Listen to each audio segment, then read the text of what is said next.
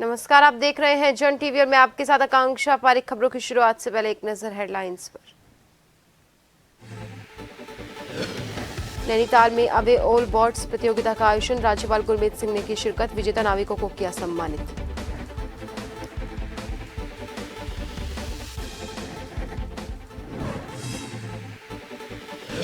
Modi cabinet ने किया विभागों का बंटवारा, उत्तराखंड से अजय टम्टा को सड़क और परिवहन राज्य मंत्री की जिम्मेदारी, सीएम धामी ने दी बधाई, टम्टा के लोकसभा के क्षेत्रों के लोगों की में खुशी।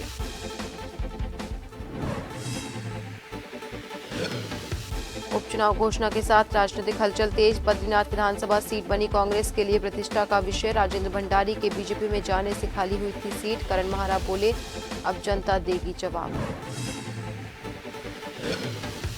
चारधाम यात्रा को 1 महीना पूरा, अब तक रिकॉर्ड तोड़ 20 लाख से ज्यादा भक्तों ने किए दर्शन, केदारनाथ धाम में पहुंचे सबसे ज्यादा।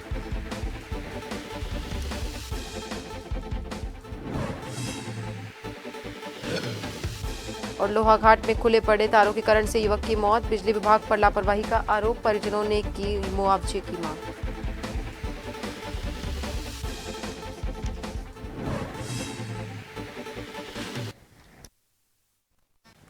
और अब खबरें विस्तार से। देहरादून में मानसून सीजन की तैयारियों की समीक्षा की जाएगी, मुख्यमंत्री पुष्कर सिंह धामी समीक्षा बैठक लेंगे। मानसून सीजन की तैयारियों की समीक्षा सचिवालय में इस दौरान बैठक का आयोजन हो रहा है। बता दें कि सीएम धामी समीक्षा बैठक लेंगे और मानसून की तैयारियों की समीक्षा की जाएगी।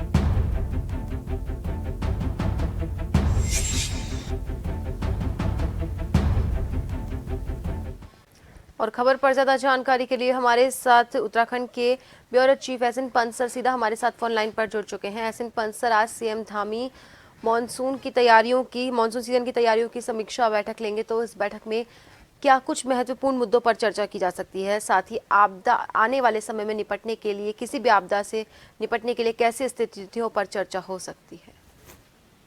बिल्कुल, आपको बताना चाहूंगा, उत्तराखंड सरकार मानसून से पहले अपनी तैयारियों को पुख्ता रूप देना चाहती है और उत्तराखंड के मुख्यमंत्री हर परिस्थिति में सबसे पहले फ्रंट फुट पर आकर के बैटिंग करते हैं।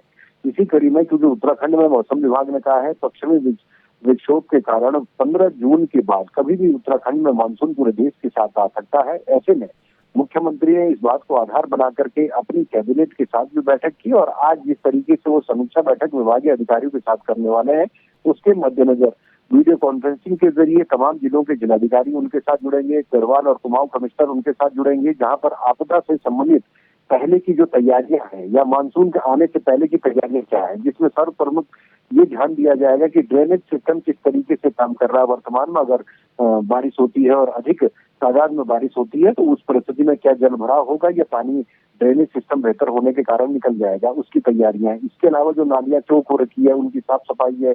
नगर निकाय, नगर निगम, हालांकि उत्तराखंड में नगर निकाय और नगर निगम में प्रशासक का कार्यकाल 3 महीने के लिए बढ़ा दिया गया है। चुनाव होने थे लेकिन वो आगे पोस्टपोन कर दिए गए हैं।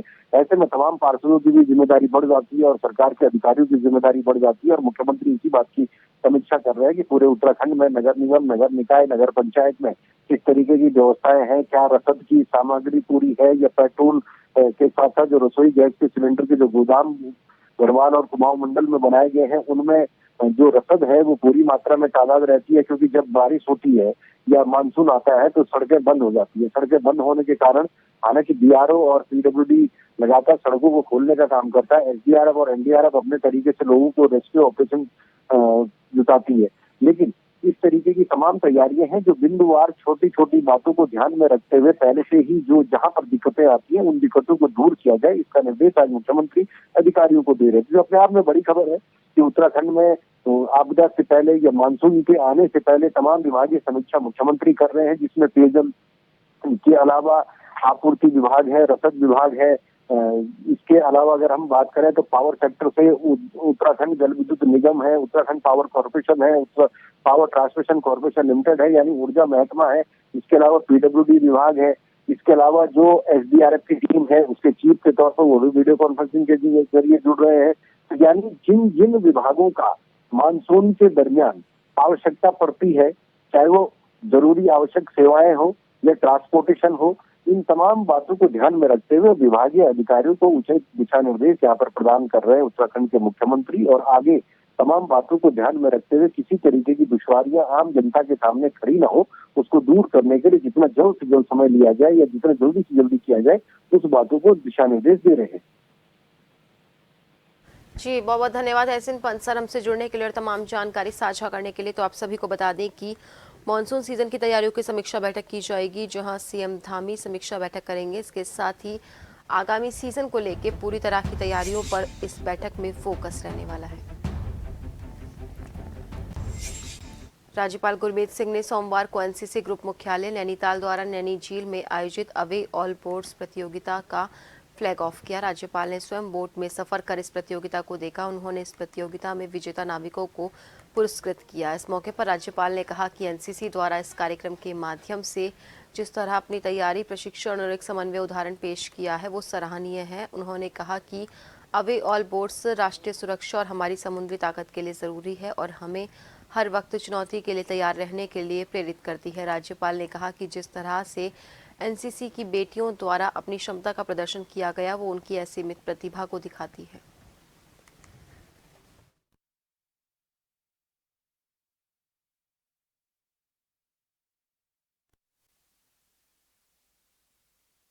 देश में लगातार तीसरी बार नरेंद्र मोदी के प्रधानमंत्री बनने और अल्मोड़ा पिथौरागढ़ लोकसभा सीट से तीसरी बार लगातार जीतने वाले अजय टम्टा को राज्य मंत्री बनाने पर खुशी मनाई गई। जिले भर में बीजेपी कार्यकर्ताओं ने जोरदार नारेबाजी के साथ मिष्ठान वितरण के साथ साथ आतिशबाजी की और पिथौरागढ़ में खुशी का माहौल देखने को मिला।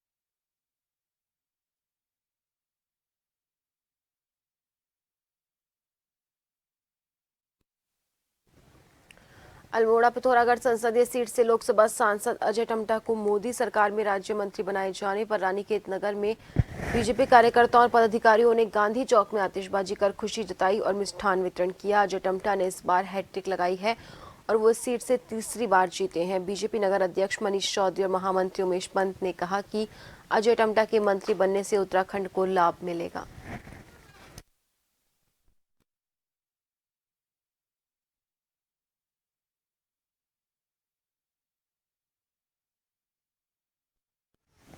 पहाड़ों की रानी मसूरी में एनडीए में तीसरी बार नरेंद्र मोदी के प्रधानमंत्री पद की शपथ लेने के बाद मसूरी के भाजपा कार्यकर्ता पिक्चर पैलेस चौक पर इकट्ठा हुए और जमकर जश्न मनाया। इस मौके पर जमकर आतिशबाजी की गई और मिठाई बांटकर एक दूसरे को बधाई दी गई। बीजेपी के पूर्व मंडल अध्यक्ष मोहन पेटवाल, पूर्व पालिका अध्यक्ष OP Uniyal, Mussoorie traders and welfare association के अध्यक्ष रजत अग्रवाल ने कहा कि मोदी तीसरी बार देश के प्रधानमंत्री बन गए हैं। नरेंद्र मोदी के नेतृत्व में देश लगातार विकास की ओर अग्रसर है।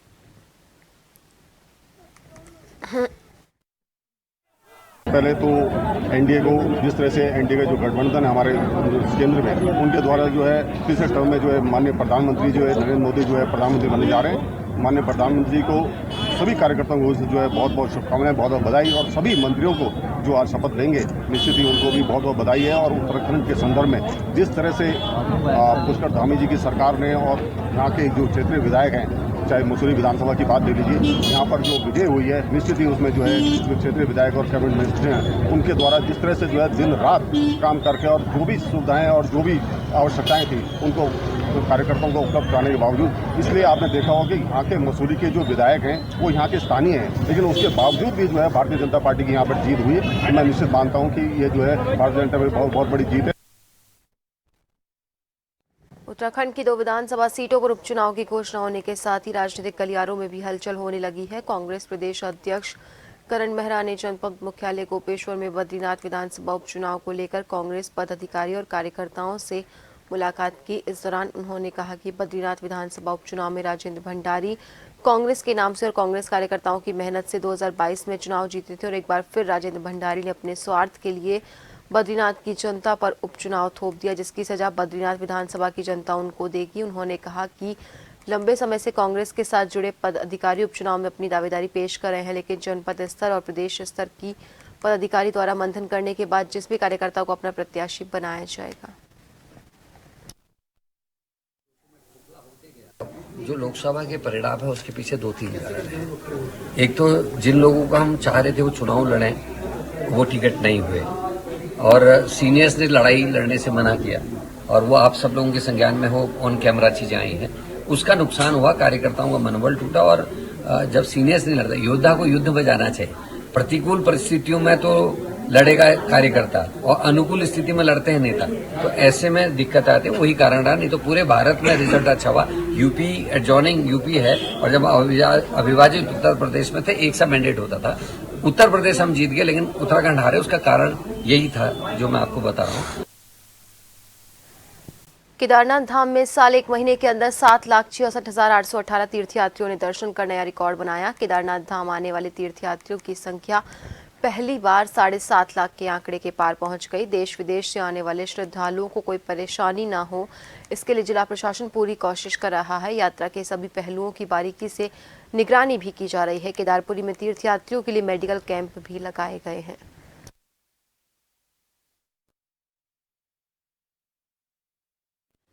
पंद्रह जून को कैंची धाम में आयोजित होने वाले मेले की व्यवस्थाओं के संबंध में मंडलायुक्त दीपक रावत की अध्यक्षता में नैनीताल क्लब सभागार में बैठक का आयोजन हुआ। आयुक्त दीपक रावत ने कैंची महोत्सव के लिए पार्किंग, स्वास्थ्य सुविधा, बिजली, पानी, यातायात, शटल सेवा के विस्तार से जानकारी ली और आयुक्त ने बताया कि मेले के दौरान किसी व्यक्ति की तबीयत अचानक से बिगड़ जाती है या फिर प्राथमिक उपचार के बाद किसी मरीज को हायर सेंटर भेजा जाता है, ऐसे मरीज को हेली सेवा के माध्यम से हायर सेंटर भेजा जाएगा। ये कुल मिला के प्लान तो यही है कि जो अलग अलग पॉइंट्स हैं हमारे, जो पार्किंग के पॉइंट्स हमने बनाए हैं, उससे शटल सेवा चले। अब पुलिस का ये मानना है क्योंकि इस बार ये सैटरडे को हो रहा है और वीकेंड्स पे बहुत दबाव पहले से भीड़ का है, तो ऐसी भी संभावना होगी कि शटल को भीमताल से ही चलाना पड़े। तो उसके लिए भी वहाँ पे पार्किंग बनाई गई है। जो अलग अलग तरह की गाड़ियाँ लगनी है उनसे बातचीत हुई है, वहाँ पे उनको तैनात किया जाएगा। क्योंकि बड़ा जमावड़ा पार्किंग्स के ऊपर होगा, तो बेसिक फैसिलिटी जिसमें मेडिकल हो, खाने पीने की व्यवस्था हो और रोशनी हो। शिक्षक रेखा यादव ने भारत चीन अंतर्राष्ट्रीय सीमा से लगे हुए समुद्र तल से 10,498 फीट ऊंचाई पर स्थित थाना गुंजी का औचक निरीक्षण किया। निरीक्षण के दौरान थाना अध्यक्ष गुंजे, प्रभारी निरीक्षक कोतवाली, धारचूला सहित थाने में नियुक्त अन्य अधिकारी और कर्मचारी मौजूद रहे। पुलिस अधीक्षक रेखा यादव ने थाना कार्यालय, आपदा उपकरणों, अभिलेखों, CCTNS थाना भोजनालय का निरीक्षण किया। विभागीय और पारिवारिक समस्याओं के बारे में जानकारी भी ली।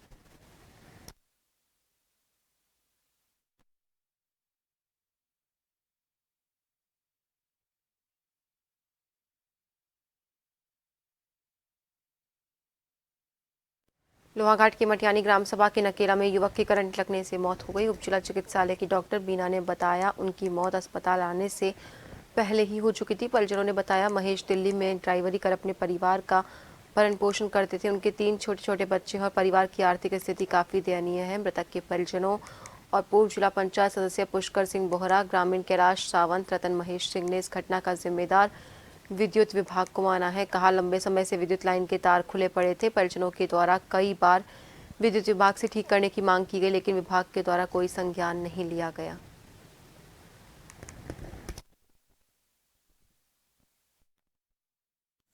इस अस्पताल में आया था तो मृत अवस्था में आया था। उसका जांचें करी गई थी तो ECG में फ्लैट लाइन आई थी। उनके साथ वालों ने हिस्ट्री बताई है कि करंट लगने से उसकी मौत हुई है घर में। और बस अब पोस्टमार्टम के लिए बॉडी को भेज रखा है। पुलिस को जानकारी यहीं अस्पताल से भेजी गई है। ऐसी लापरवाही है जिसकी वजह से हमने अपने चाचा को गया है। जो हमारे चाचा भी 15-20 दिन पहले ही घर आए थे। ये बाहर जॉब करते हैं, इनके अभी छोटे छोटे बच्चे हैं, इनकी आर्थिक स्थिति बहुत ही दयनीय है, कमज़ोर है। और ये अपने किसी काम बस कुछ काम कर रहे थे, घर का काम चल रहा था, जिसकी वजह से जो तार खुले हुए थे उसमें इनका हाथ टच हो गया और इनको इस करंट लग गया जो जिससे इनकी डेथ हो गई। घटना हमारे क्षेत्र में ये हुई है। ये मटियानी के नकेला क्षेत्र जो हमारा गृह क्षेत्र है उसमें ये घटना हुई है और बताया जा रहा है कि उनको करंट लगा था। जब हम यहाँ पर पहुँचे तो जब 108 से उनको लाया गया हॉस्पिटल में, जब डॉक्टर ने एग्जामिन किया तो उनको डेथ घोषित किया।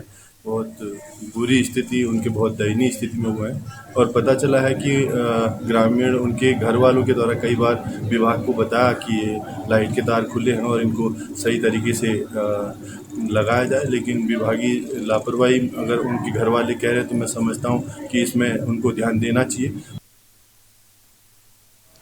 विश्व प्रसिद्ध जिम कॉर्बेट नेशनल पार्क से सटकर बहने वाले रामगंगा नदी में एक वीडियो तेजी से वायरल हो रहा है, जिसमें मगरमच्छ एक बकरी को निवाला बनाकर नदी के अंदर ले जा रहा है। वीडियो के बारे में जानकारी देते हुए कॉर्बेट टाइगर रिजर्व के डिप्टी डायरेक्टर दिगांत नायक ने बताया, इस तरह के वीडियो सामने आते रहते हैं, ये एक फूड चेन का हिस्सा है। साथ ही उन्होंने कहा कि मगरमच्छ अपने से दोगुने वजन का भी शिकार कर सकता है। घास चर रही बकरियों के साथ उसका पहरेदार उस वक्त मौजूद नहीं था, जिससे मगरमच्छ बकरी को निवाला बनाकर नदी में अदृश्य हो गया।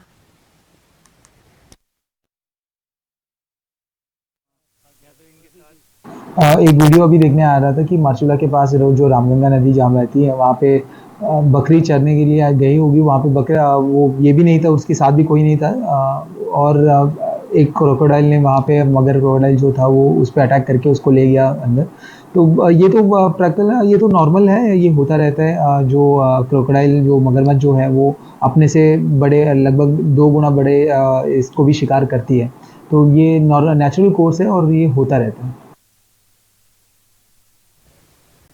चमोली के पोखरी में जल संस्थान में सालों से काम कर रहे अंशकालिक कर्मियों को जल संस्थान द्वारा विभागीय सेवा से हटाए जाने पर सोमवार को अंशकालिक कर्मियों ने उप जिलाधिकारी कमलेश मेहता के माध्यम से जिलाधिकारी को ज्ञापन दिया। ज्ञापन के माध्यम से अंशकालिक कर्मियों ने कहा कि आंशिक मानदेय, न्यूनतम मजदूरी पर विभागीय पेयजल आपूर्ति, राजस्व वसूली, तमाम कार्यों को जनहित में नियमित रूप से सालों से काम करते आ रहे हैं। उसके बावजूद भी जल संस्थान के अभियंता ने लिखित मौखिक रूप से हटाने का आदेश दिया और पिछले माह का वेतन भी नहीं दिया गया है।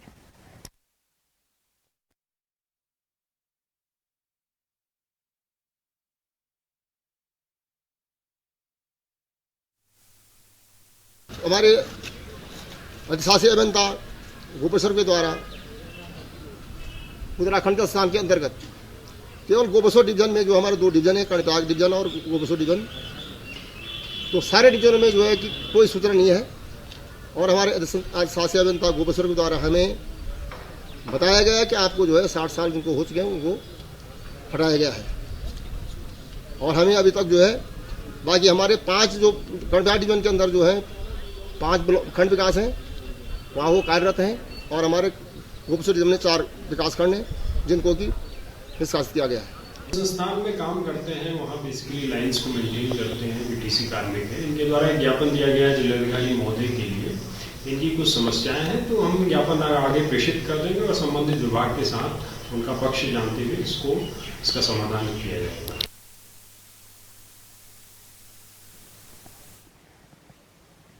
और आखिर में एक नजर हेडलाइंस पर।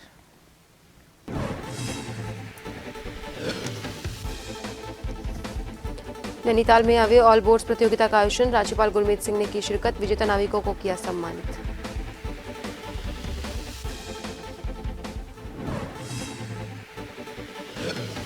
मोदी कैबिनेट ने किया विभागों का बंटवारा, उत्तराखंड से अजय टम्टा को सड़क और परिवहन राज्य की जिम्मेदारी, सीएम धामी ने दी बधाई, टम्टा के लोकसभा क्षेत्र के लोगों में खुशी।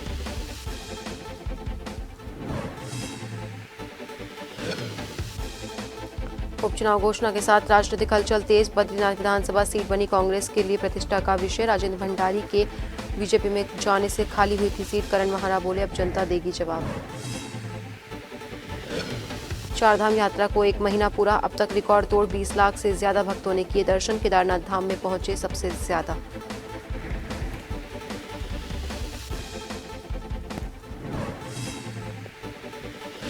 लोहाघाट में खुले पड़े तारों के करंट से युवक की मौत, बिजली विभाग पर लापरवाही का आरोप, परिजनों ने की मुआवजे की मांग।